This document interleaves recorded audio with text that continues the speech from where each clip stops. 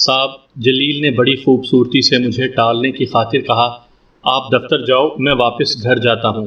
آپ کا کمرہ بھی ٹھیک کر دوں گا اور واپسی پر آپ کو فرسٹ کلاس مچھی بھات یعنی مچھلی اور ابلے ہوئے چاول کھلاؤں گا۔ میں نے جلیل کو جانے کی اجازت دے دی۔ مجھے خود بھی اپنی غلطی کا احساس ہو رہا تھا۔ مجھے جلیل سے جھرنا کے بارے میں کچھ پوچھنا زیب نہیں دیتا تھا۔ بہرحال جلیل کے جانے کے بعد میں کچھ دیر دکان کی سیڑھیوں پر کھڑا رہا، پھر بارش کا زور کم ہوا تو سڑک عبور کر کے دوسری طرف چلا گیا۔ جلیل نے جس بڑی عمارت کی طرف اشارہ کیا تھا وہاں پہنچ کر میں بائیں ہاتھ کو گھوم کر ایک فرلانگ ہی دور گیا تھا کہ مجھے اپنے دفتر کا بورڈ دور ہی سے نظر آ گیا۔ دفتر کا بورڈ نظر آتے ہی پھر میرے ذہن میں کمال بنرجی کی وہ باتیں گونجنے لگیں جو انہوں نے میرے آفیسر رحیم الدین کے بارے میں کہی تھیں۔ پٹنہ میں ملازمت کے دوران مجھے ذاتی طور پر بھی اس بات کا بخوبی تجربہ ہو گیا تھا کہ دریا میں رہ کر مگرمچھ سے بیر مول لینا دانش مندی کے منافی ہے۔ پٹنہ سے روانگی کے وقت ڈپٹی بشیر علی نے بھی مجھے کھل کر یہ بات سمجھا دی تھی کہ اگر ملازمت کو برقرار رکھنا ہے تو صرف اپنے گریبان پر نظر رکھنا، دوسروں کی قبروں میں جھانکنے کی کوشش کرو گے تو ملازمت سے بھی ہاتھ دھو بیٹھو گے اور عین ممکن ہے کہ مخالفوں کے بچھائے ہوئے کسی جال میں پھنس کر اپنی عزت اور شرافت کا بھرم بھی گنوا بیٹھو۔ کمال بنرجی نے بھی یہی مشورہ دیا تھا کہ میں دوسروں کے معاملات میں ٹانگ پھنسانے سے گریز کروں۔ میں اپنے خیالات میں گم دفتر کی سمت قدم بڑھا رہا تھا کہ اچانک کسی نے میرا بایاں ہاتھ تھام لیا۔ میں نے چونک کر نظریں گھمائیں تو ایک پاگل بھکاری میرا ہاتھ تھامے کھڑا مجھے گھور رہا تھا۔ مجھے اس کی حالت دیکھ کر گھن آنے لگی۔ اس کا سارا جسم گرد و غبار اور غلاظتوں میں لتھڑا ہوا تھا۔ سر اور داڑھی کے بال بے حد لمبے اور خود رو جھاڑیوں کی طرح بے ترتیب اور الجھے الجھے تھے۔ اس کے جسم پر سطر پوشی کے لیے ایک گندی اور نجاست سے آلود لنگوٹی نہ جھول رہی ہوتی تو اس کے لیے مادرزاد برہنہ کی اصطلاح بھی استعمال کی جا سکتی تھی۔ اس کے علاوہ اس کے وجود سے جو ناقابل برداشت بدبو کے بھبکے پھوٹ رہے تھے وہ بھی میرے لیے ناقابل برداشت تھے۔ میں نے اپنا ہاتھ جھٹک کر اس کی گرفت سے آزاد کروانے کی کوشش کی لیکن کامیاب نہ ہو سکا۔ میں نے اپنے اطراف میں نظر ڈالی لیکن یہ دیکھ کر سخت حیرت ہوئی کہ کوئی دوسرا شخص اس دیوانے کی طرف متوجہ نہیں ہوا تھا۔ شاید انہیں اس پاگل بوڑھے سے زیادہ اپنے اپنے کام پر جانے کی جلدی لاحق تھی۔ سڑکوں پر اس قسم کے پاگل اور دیوانے فقیروں کا نظر آنا کوئی تعجب خیز بات نہیں تھی، لیکن ایک تو ڈھاکہ میں وہ میری ملازمت کا پہلا دن تھا، اس کے علاوہ میں رحیم الدین کے خیال میں الجھا ہوا تھا، اس لیے خلاف توقع اس دیوانے نے میرا ہاتھ تھام کر روکا تو میں جھلا کر رہ گیا۔ مجھے یقین تھا کہ اس کا ہاتھ ہٹنے کے بعد میری اجلی قمیص پر بھی گندگی اور نجاست کے داغ دھبے ضرور نظر آئیں گے۔ میں نے تل ملا کر اسے حقارت بھری نظروں سے دیکھا، دوبارہ اپنا ہاتھ چھڑانے کی کوشش کی لیکن اس بار بھی کامیاب نہ ہو سکا۔ اس کی گرفت میرے لیے آہنی شکنجوں سے زیادہ مضبوط تھی۔ اس کی سرخ سرخ نظریں میرے چہرے پر مرکوز تھیں۔ اس کے دیکھنے کا انداز بھی کچھ عجیب سا تھا۔ میری جھلاہٹ ہر لمحہ بڑھتی جا رہی تھی لیکن میں نے صبر سے کام لے کر اسے مخاطب کیا، بابا کیا چاہیے تجھے؟ ایک ٹکا دے دے، کھرا ٹکا، اس نے بدستور مجھے گھورتے ہوئے کہا۔ ہاتھ چھوڑو، میں نے خون کا گھونٹ پی کر درخواست کی، میں تمہیں ٹکا دیتا ہوں۔ نہیں، بوڑھے نے اپنے غلیظ دانتوں کی نمائش کرتے ہوئے جواب دیا تو بدبو کا ایک اور بھبکا میرے دماغ کو پراگندہ کر گیا۔ پہلے سیدھے ہاتھ سے ٹکا نکال کر دے، پھر جدھر سے آیا ہے ادھر ہی الٹے قدموں واپس لوٹ جا، آگے بھونچال کھڑا ہے۔ بوڑھے کا ذہنی توازن یقیناً خراب تھا ورنہ وہ بھونچال کی بات کبھی نہ کرتا۔ کبھی کبھی صدمے انسان کو عقل و خرد سے اس قدر بیگانہ کر دیتے ہیں کہ وہ ہوش و حواس کھو بیٹھتا ہے، بہکی بہکی باتیں شروع کر دیتا ہے۔ جو کچھ وہ دیوانگی کی حالت میں کہتا ہے خود بھی اس کا مطلب نہیں سمجھتا۔ شب و روز کا فرق بھی اس کے لیے مٹ جاتا ہے۔ شاید غموں کی انتہا اسے خود اپنے آپ سے بیگانہ کر دیتی ہے۔ موسموں کا تغیر بھی اس کی صحت پر اثر انداز نہیں ہوتا۔ جاڑا، گرمی ہو یا برسات، وہ ہر حال میں مست رہتا ہے۔ فکر فرد، غم دنیا اور غم روزگار سے نجات پا جاتا ہے، پھر اس کے اپنے بھی اس سے نظریں کترا کر گزر جاتے ہیں۔ خون کو شناخت کرنے سے انکار کر دیتا ہے۔ مجھ سے ٹکرانے والا وہ خبتی بوڑھا بھی غالباً زمانے کی گردشوں کا شکار ہو کر دیوانگی کے عالم میں بھٹکتا پھر رہا تھا۔ مقامی لوگ شاید اس کے واہی تباہی بکنے کے عادی ہو چکے تھے، جو کسی نے اس کی حالت پر ترس کھانے یا توجہ دینے کی زحمت گوارا نہیں کی تھی۔ میرے پاس وقت ہوتا تو میں اسے کسی نہ کسی طرح کسی خیراتی ہسپتال تک پہنچانے کی کوشش ضرور کرتا، لیکن اس وقت میں بھی موقع اور حالات کی نزاکت کے تحت اسے پیچھا چھڑانا چاہتا تھا۔ چنانچہ میں نے الٹا ہاتھ جیب میں ڈال کر ایک کے بجائے 2 ٹکے نکال کر اس کی طرف بڑھا دیے۔ اس نے دونوں ٹکوں کو مضبوطی سے پکڑ لیا، آنکھوں کے سامنے لے جا کر اس طرح دیدے پھاڑ کر گھورنے لگا جیسے اسے خلاف توقع قارون کا خزانہ مل گیا ہو۔ پھر اس نے یک لخت بوکھلا کر دونوں ٹکوں کو ہوا میں اچھال دیا اور کہکہا لگا کر بولا، کنگلا خیرات بانٹ رہا ہے، 1 مانگا 2 ملے، پھر دونوں چھو منتر ہو گئے۔ ہا ہا ہا ہا ہا ہا۔ پاگل بوڑھا آسمان کی طرف نظریں اٹھائے فلک شگاف کہکہے لگا رہا تھا۔ میں نے وہاں رکنا مناسب نہیں سمجھا اور تیزی سے قدم بڑھاتا آگے نکل گیا۔ بوڑھے نے میرا پیچھا نہیں کیا، لیکن اس کے کہکہوں کی آواز دور تک میرا تعاقب کرتی رہی۔ میرا دفتر ایک 5 منزلہ عمارت کی 3ری منزل پر واقع تھا۔ مجھے وہاں تک پہنچنے اور رحیم الدین کا کمرہ تلاش کرنے میں کوئی دشواری نہیں ہوئی، لیکن میں فوری طور پر اندر نہیں جا سکا۔ رحیم الدین کے پی اے نے مجھے بتایا کہ اس وقت مقامی افسروں کی میٹنگ ہو رہی ہے، اس لیے مجھے کچھ دیر انتظار کرنا پڑے گا۔ میں خاموشی سے ایک کرسی پر بیٹھ گیا۔ کچھ دیر کمرے میں خاموشی رہی، پھر پی اے نے مجھے مخاطب کرتے ہوئے کہا، سماہی میٹنگ اکثر طول پکڑ جاتی ہے، اگر آپ کو صاحب سے کوئی ضروری کام نہ ہو تو کل کسی وقت تشریف لے آئیں۔ میں کوئی ملاقاتی نہیں ہوں، میں نے مسکرا کر کہا، پٹنہ سے ٹرانسفر ہو کر یہاں آیا ہوں، آج مجھے جوائننگ رپورٹ دینی ہے۔ اوہ، پی اے نے مجھے غور سے دیکھتے ہوئے دبی زبان میں کہا، تو آپ ہیں مسٹر آذر؟ اس کی آواز میں ایسا تجسس تھا جیسے وہ میرے بارے میں بہت کچھ جانتا ہو۔ میں نے محسوس کیا کہ وہ میرا نام سنتے ہی اپنی کرسی پر کسمسا کر رہ گیا تھا۔ ممکن ہے اس کی وہ حرکت محض اتفاقیہ ہو، لیکن اس کی آنکھوں میں ابھرنے والے تاثرات یقیناً اس بات کی نشاندہی کر رہے تھے کہ اسے میری آمد کا انتظار تھا۔ نہ ہوتا تو میرا نام سن کر اس کے اندر کوئی اضطراری کیفیت کبھی پیدا نہ ہوتی۔ یہ بات بھی قرین قیاس تھی کہ میرے تبادلے کے احکامات اس کی نظر سے گزر چکے ہوں، مجھے دیکھ کر اس نے محض عادتاً ایک سوال کر لیا ہو، لیکن ان تمام پہلوؤں کے باوجود میں نے اس کے سوال کو بطور خاص محسوس کیا تھا۔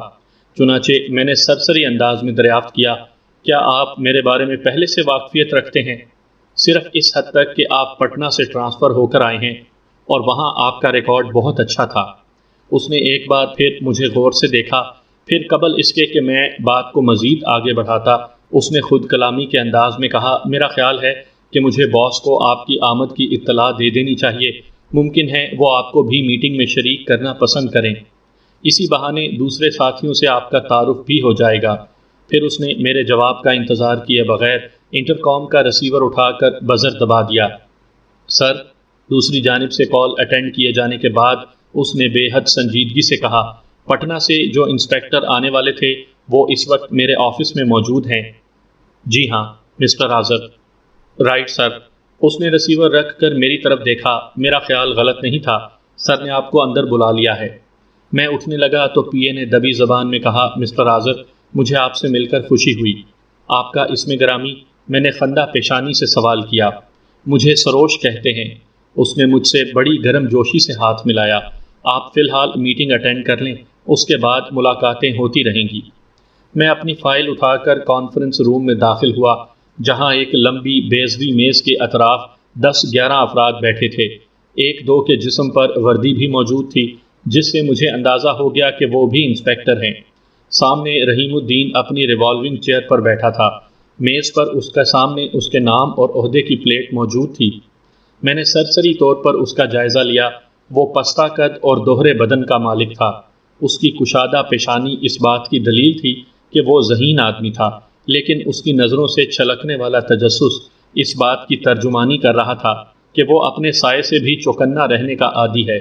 اس کے لباس سے سادگی کا اندازہ ہوتا تھا، لیکن کرسی پر اس کے بیٹھنے کا انداز چغلی کھا رہا تھا کہ وہ ماتحتوں پر اپنی برتری قائم رکھنے کا عادی ہے۔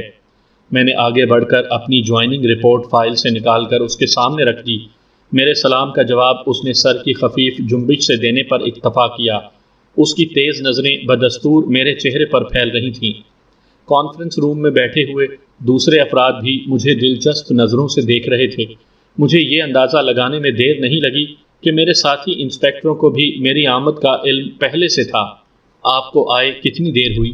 رحیم الدین نے شستہ مگر قدرے سرد لہجے میں دریافت کیا۔ 2-3 منٹ، میں نے مختصراً جواب دیا۔ بیٹھیں۔ اس نے ایک خالی کرسی کی جانب اشارہ کیا۔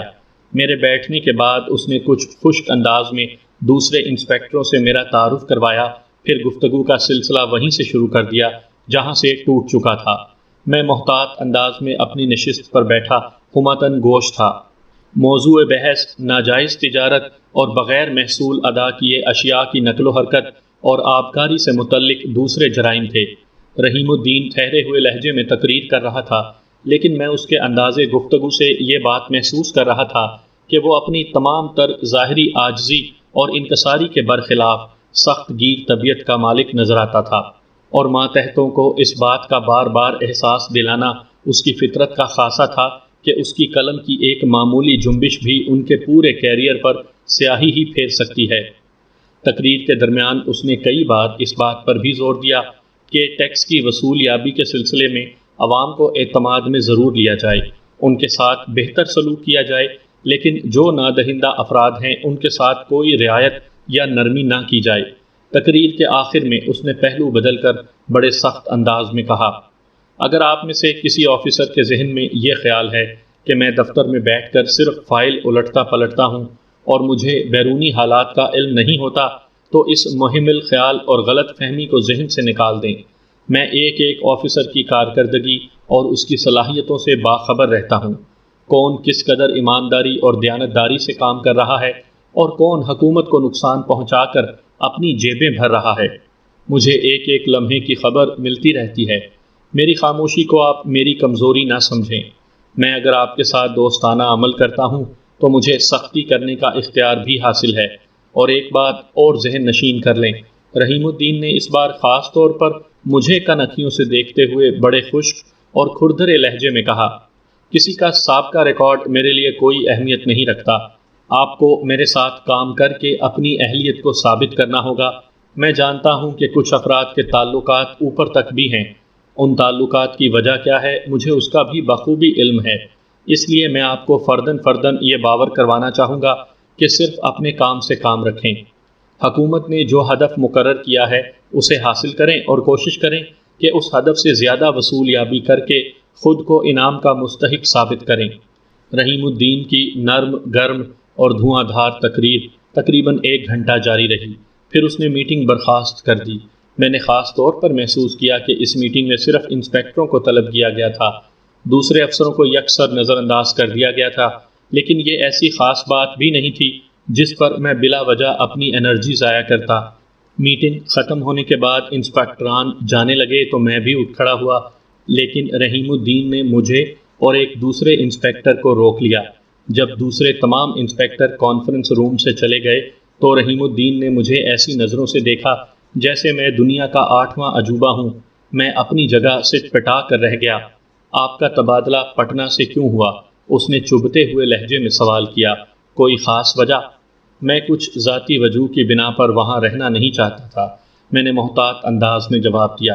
اوہ، گویا آپ نے از خود اپنا تبادلہ کروایا ہے۔ جی ہاں، میں نے مختصراً کہا۔ میں آپ کا سابقہ ریکارڈ دیکھ چکا ہوں، اس نے پہلو بدل کر کہا۔ مجھے خوشی ہے کہ آپ ایک ایماندار اور محنتی آفیسر ہیں۔ شکریہ سر، میں چاہوں گا کہ آپ ڈھاکہ میں رہ کر بھی اپنی سابقہ ایمانداری اور کارکردگی کو برقرار رکھیں۔ میری یہی کوشش ہوگی کہ میں کسی کو شکایت کا موقع نہ دوں۔ آپ ایک نوجوان اور ذہین آفیسر ہیں، بہتر کارکردگی کا ثبوت پیش کر کے آپ ترقی بھی کر سکتے ہیں۔ اس نے مسکرا کر میری حوصلہ افزائی کی، پھر اسپاٹ لہجے میں پوچھا، کیا ڈھاکہ میں آپ کبھی پہلے بھی رہ چکے ہیں؟ جی نہیں۔ پھر تو آپ کو خاصی دشواری پیش آئے گی۔ میرا مطلب ہے کہ کسی نئی جگہ پر خود کو ایڈجسٹ کرنے میں کچھ وقت ضرور لگتا ہے۔ رحیم الدین نے کچھ سوچتے ہوئے کہا، پھر قریب بیٹھے ہوئے دوسرے انسپیکٹر کی جانب اشارہ کر کے بولا، ان سے ملیے، انسپیکٹر تجمل بخاری۔ میں نے ان کو خاص طور پر آپ ہی کی وجہ سے روکا ہے۔ رحیم الدین نے اپنی بات جاری رکھتے ہوئے کہا، یہ میرے قابل اعتماد اور تجربہ کار انسپکٹر ہیں، ڈھاکہ کا چپا چپا ان کا دیکھا ہوا ہے، یہ آپ کی بھی ہر طرح سے رہنمائی کر سکتے ہیں۔ میں نے جواب دینے کے بجائے اثبات میں سر کو جنبش دے کر شکریہ کا اظہار کیا۔ میں فی الحال آپ کو مسٹر بخاری کے ساتھ مل کر کام کرنے کا مشورہ دوں گا۔ رحیم الدین نے فیصلہ کن انداز میں کہا، پھر اٹھتے ہوئے بولا، آپ کی پوسٹنگ کے بارے میں میں سوچ سمجھ کر فیصلہ کروں گا۔ رحیم الدین اپنی بات مکمل کرنے کے بعد رکا نہیں، تیزی سے گھوم کر اپنے آفس میں چلا گیا، جس کا ایک دروازہ کانفرنس روم میں بھی کھلتا تھا۔ میں بھی اٹھ کھڑا ہوا، مگر تجمل بخاری نے، جسے صرف بخاری کے نام سے یاد کیا جاتا تھا، مجھے اشارے سے بیٹھنے کو کہا۔ ڈھاکہ میں میری ملازمت کا وہ پہلا دن تھا، اس لیے بخاری کے اشارے پر عمل کرنے کے سوا میرے پاس کوئی دوسرا راستہ بھی نہیں تھا۔ رحیم الدین نے جس انداز میں اس کا تعارف کروایا تھا، اس سے صاف ظاہر تھا کہ بخاری اس کا نہ صرف خاص آدمی ہے بلکہ ناجائز لین دین بھی اسی کے ذریعے ہوتی ہوگی۔ ذاتی طور پر بھی بخاری مجھے پہلی نظر میں کوئی اچھا آدمی نظر نہیں آیا۔ پستہ قد ہونے کے ساتھ ساتھ وہ انتہائی بے ڈول جسم کا مالک تھا۔ اس کی آنکھوں میں ہر وقت گلابی ڈورے تیرتے تھے، جو اس بات کی علامت تھے کہ وہ شراب پینے کے معاملے میں بلا نوش واقع ہوا ہے۔ بالوں میں خضاب بھی اس انداز میں لگاتا تھا کہ اس کی رنگت علیحدہ نظر آتی تھی۔ اس کے گفتگو کرنے کا انداز بھی بڑا لچھے دار تھا۔ مجھے یہ بات بعد میں معلوم ہوئی کہ محکمے کے دوسرے انسپکٹروں کے علاوہ اس کے افسران بھی اس سے دامن بچا کر چلنے کے عادی تھے، جس کا سبب بخاری اور رحیم الدین کے وہ تعلقات تھے جس کا علم ہر شخص کو تھا۔ بہرحال میں اس کے اشارے پر بیٹھ گیا تو اس نے جیب سے سگریٹ کا پیکٹ نکال کر میری طرف بڑھایا۔ سوری، میں نے معذرت کی، میں سگریٹ نہیں پیتا، میرے ساتھ رہو گے تو عادی ہو جاؤ گے۔ اس نے گفتگو کی ابتدا ہی انتہائی بے تکلفی اور بھونڈے انداز میں کی، پھر سگریٹ جلا کر ایک طویل کش لیتا ہوا بولا، تم خوش قسمت ہو جو بڑے صاحب نے تمہیں میرے ساتھ لگا دیا۔ میں کوشش کروں گا کہ تم کو بہت جلد مقامی حالات سے باخبر کرنے کے بعد کوئی ایسی پرائز پوسٹ دلا دوں جو ہر اعتبار سے تمہارے لیے فائدہ مند ثابت ہو۔ میں اس کی بات کا مفہوم سمجھ رہا تھا۔ اس کے جملوں کی ساخت بتا رہی تھی کہ وہ نہ صرف ایک نمبر کا رشوت خور ہے بلکہ انتہائی ڈھیٹ اور مغرور بھی ہے۔ میں نے تمہاری پٹنہ والی فائل دیکھی ہے، اس نے انتہائی بازاری انداز میں کثیف دھوئیں کے چھوٹے بڑے دائرے منہ سے خارج کرتے ہوئے نہایت دیدہ دلیری سے کہا، تم ایک ایماندار آفیسر رہے ہو، لیکن اب… وہ اپنا جملہ نامکمل چھوڑ کر معنی خیز انداز میں مسکرانے لگا۔ کیا یہاں پرسنل اور کانفیڈینشیل ریکارڈ کو سیکرٹ نہیں رکھا جاتا؟ میں نے تعجب سے پوچھا۔ رکھا جاتا ہے، بخاری شانے اچکا کر بولا۔ بڑے صاحب اپنی ڈیوٹی میں بہت محتاط رہنے کے عادی ہیں، لیکن دوسروں کی حد تک۔ میں سمجھا نہیں۔ میں نے پہلو بدل کر پوچھا، دوسروں کی حد تک سے آپ کی کیا مراد ہے؟ میرا مطلب نہایت واضح تھا۔ اس نے بڑی لاپرواہی سے اپنے جملے کا مفہوم سمجھاتے ہوئے کہا، میرے اور بڑے صاحب کے درمیان کوئی بات راز نہیں رہتی، شاید اس لیے کہ تالی ایک ہاتھ سے نہیں بجتی، دوسرے ہاتھ کو بھی شامل کرنا ضروری ہوتا ہے، کیا سمجھے؟ اس نے اپنا آخری جملہ بائیں آنکھ جھپکا کر ادا کیا تو میں اپنی نشست پر کسمسا کر رہ گیا۔ تم یہاں نئے آئے ہو، اس لیے میں ایک بات کھل کر بتا دوں۔ اس بار اس نے قدرے بدلے ہوئے انداز میں کہا، انسان کو جیسا دیس ویسا بھیس کے اصولوں پر عمل کرنا پڑتا ہے، جو ایسا نہیں کرتے وہ بڑے گھاٹے میں رہتے ہیں۔ میں آپ کی باتوں کا مقصد کچھ سمجھ رہا ہوں، میں نے سنجیدگی سے جواب دیا۔ کچھ نہیں مسٹر آذر، بخاری نے میری سنجیدگی کو محسوس کر کے بڑی صاف گوئی سے کہا، تمہیں بہت کچھ سمجھنا پڑے گا، نہ سمجھو گے تو شاید ڈھاکہ میں زیادہ عرصہ نہ رہ سکو گے۔ کیا مطلب؟ میں نے گربا کشتن روز اول کے فارمولے پر عمل کرنے کی خاطر تیور بدلے تو بخاری نے پھر ایک طویل کش لے کر سارا دھواں میری طرف اڑاتے ہوئے جواب دیا، مطلب یہ ہے میری جان کہ ایمانداری کا ڈھونگ اس طرح رچاؤ کہ کسی کو تمہاری جانب انگلی اٹھانے کا موقع نہ ملے، لیکن کام وہ کرو جس سے تمہاری مالی حالت بھی مستحکم رہے اور افسران بھی خوش رہیں، اور اگر کوئی ایسا نہ کر سکے تو… میں نے خون کا گھونٹ پی کر سوال کیا۔ میری زبان میں اسے بد نصیب کہا جائے گا، اس نے کھل کر کہا، زندگی میں ترقی کرنے کے مواقع بار بار نہیں ملتے، اس کے علاوہ بہتی گنگا میں ہاتھ نہ دھونا بھی میرے نزدیک محض حماقت ہے۔ آپ شاید… جس حمام میں سب مادرزاد ننگے ہوں وہاں ایک دو افراد کا لباس میں ہونا بڑا معیوب سمجھا جاتا ہے۔ بخاری نے میری بات کاٹ کر تیزی سے اٹھتے ہوئے کہا، تم 2-1 روز تک میری باتوں پر غور کر لو، اس کے بعد کوئی فیصلہ کرنا مجھے یا بڑے صاحب کو ایسی کوئی جلدی بھی نہیں ہے۔ ٹھیک ہے، میں نے کچھ سوچ کر سپاٹ لہجے میں جواب دیا، میں آپ کے مشوروں پر غور کرنے کی کوشش کروں گا۔ 2-4 باتوں کو اور ذہن نشین کر لو۔ اس بار بخاری نے مجھے بڑی رعونت سے گھورتے ہوئے کہا، جو باتیں ہمارے درمیان ہوئی ہیں ان کے بارے میں کسی اور سے مشورہ کرنے کی غلطی مت کرنا۔ ہو سکتا ہے سروش تم سے گھلنے ملنے کی کوشش کرے، لیکن اس سے دور ہی رہنا، ورنہ ممکن ہے تمہاری پوسٹنگ کسی ایسے دور دراز علاقے میں کر دی جائے جس کے بارے میں دوسرے سوچنا بھی پسند نہیں کرتے۔ ایک بات اور، کسی سفارش یا بڑے آدمیوں کے تعلقات کو کبھی درمیان میں لانے کی غلطی نہ کرنا۔ بڑے صاحب ایسے ماتحتوں کو پسند نہیں کرتے۔ میں آپ کی باتوں کا خیال رکھوں گا۔ میں نے دل پر جبر کر کے سادگی سے کہا، تمہارا قیام کہاں ہے؟ پلٹن میدان کے قریب 2 کمروں کا ایک اپارٹمنٹ حاصل کر لیا ہے۔ فون ہے وہاں؟ جی نہیں۔ Don't worry.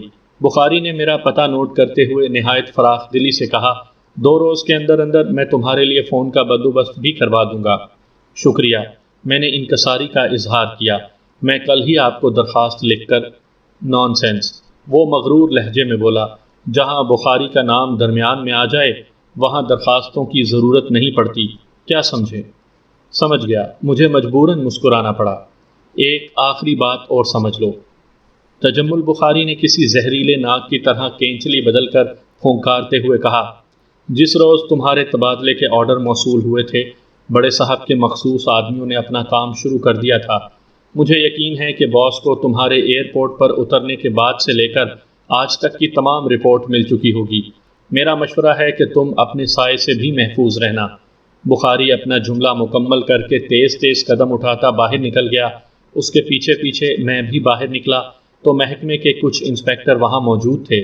ان سے رسمی الیک سلیک کرنے کے بعد میں رحیم الدین کے پی اے کے کمرے میں دوبارہ گیا۔ سروش کوئی ضروری ڈرافٹ ٹائپ کرنے میں مصروف تھا۔ میں خاموشی سے ایک خالی کرسی پر بیٹھ گیا۔ 10 منٹ کے بعد اس نے فارغ ہو کر میری طرف دیکھا تو اس طرح چونکا جیسے مجھے پہچاننے کی کوشش کر رہا ہو۔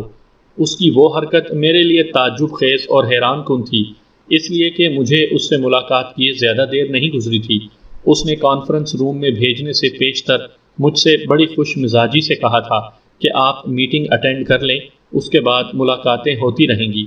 لیکن اب اس کی نظروں میں اجنبیت کا احساس تھا۔ میں گڑبڑا کر رہ گیا۔ میں نے دوبارہ اپنا تعارف کرایا تو خشک لہجے میں بولا، آپ کو فی الحال مسٹر تجمل بخاری کے ساتھ اٹیچ کیا گیا ہے۔ آپ کی پوسٹنگ کا انحصار بھی مسٹر بخاری کی رپورٹ پر ہوگا۔ آپ کو کیا کرنا ہے اور کیا نہیں کرنا، اس کے بارے میں بھی مسٹر بخاری آپ کو بہتر طور پر بتا سکتے ہیں۔ میرے ذہن میں بخاری کے وہ جملے گونجنے لگے جو اس نے خاص طور پر سروش کے بارے میں کہے تھے۔ عین ممکن تھا کہ سروش نے بھی مجھ سے اسی وجہ سے بے اعتنائی برتی ہو کہ اسے بھی رحیم الدین کے فیصلے کا علم ہو گیا ہو اور وہ اپنی جگہ محتاط ہو گیا ہو۔ بہرحال میں نے وہاں زیادہ دیر رکنا مناسب نہیں سمجھا اور رسمی طور پر سلام کر کے باہر آ گیا۔ نئے دفتر میں پہلے روز کا تجربہ ہی میرے لیے خاصا پریشان کن ثابت ہوا۔ بخاری نے جس انداز میں کھل کر باتیں کی تھیں اس کے واضح مطلب یہی نکلتے تھے کہ اگر مجھے ملازمت برقرار رکھنی ہے تو ایمانداری کا چولا اتارنا ہوگا۔ بصورت دیگر مجھے سزا کے طور پر کسی ایسی جگہ تعینات کیا جا سکتا تھا جہاں زندگی کی ساری سہولتیں میسر نہ ہوں۔ بخاری نے دبی زبان میں کسی ایسی جگہ پوسٹنگ کا حوالہ بھی دیا تھا جس کے بارے میں مقامی افسران بھی سوچنا پسند نہیں کرتے تھے۔ مجھے اس وقت احسان انکل اور ڈپٹی بشیر علی بڑی شدت سے یاد آئے۔ شاید میں نے اپنے آبائی شہر سے دور جانے کا جو فیصلہ کیا تھا وہ درست نہیں تھا۔ پٹنہ میں میرے والدین کا سایہ میرے سر سے ضرور اٹھ گیا تھا، لیکن پھر بھی 10 اپنے اور 10 غیر جاننے والے موجود تھے۔ ڈھاکہ میرے لیے بالکل اجنبی شہر تھا۔ یہاں کی تہذیب اور بود و باش بھی پٹنہ سے بہت مختلف تھی۔ اس دیار غیر میں صرف ایک کرنل بنرجی تھے میں جن پر انحصار کر سکتا تھا، لیکن وہاں جھرنا موجود تھی جس کا وجود غالباً بنرجی کو منظور نہیں تھا، لیکن وہ کسی مجبوری کے تحت اس کے ساتھ ایک ہی چھت کے نیچے گزارا کر رہے تھے۔ میرا دل چاہا کہ بخاری سے ملنے کے بعد سیدھا ان کے پاس جاؤں اور حالات کے پیش نظر ان سے مشورہ مانگوں، لیکن میں نے اس ارادے کو ترک کر دیا۔ بخاری نے کانفرنس روم سے جاتے جاتے مجھے یہ باور کروانے کی کوشش کی تھی کہ رحیم الدین کے خاص آدمی اسے ایک ایک پل کی خبر پہنچاتے رہتے ہیں۔ ایئرپورٹ پر اترنے کے بعد سے انہوں نے میرا بھی تعاقب کیا تھا۔ اگر بخاری نے مجھے محض خوفزدہ کرنے کی خاطر وہ بات نہیں کہی تھی تو رحیم الدین کو کرنل کمال بنرجی سے میری ملاقات کا علم بھی ضرور ہو چکا ہوگا۔ خود بنرجی نے بھی مجھے تاکید کی تھی کہ رحیم الدین یا دفتر کے کسی اور عملے کو یہ بات بتانے سے گریز کروں کہ میں ان سے کسی طرح بھی واقف ہوں۔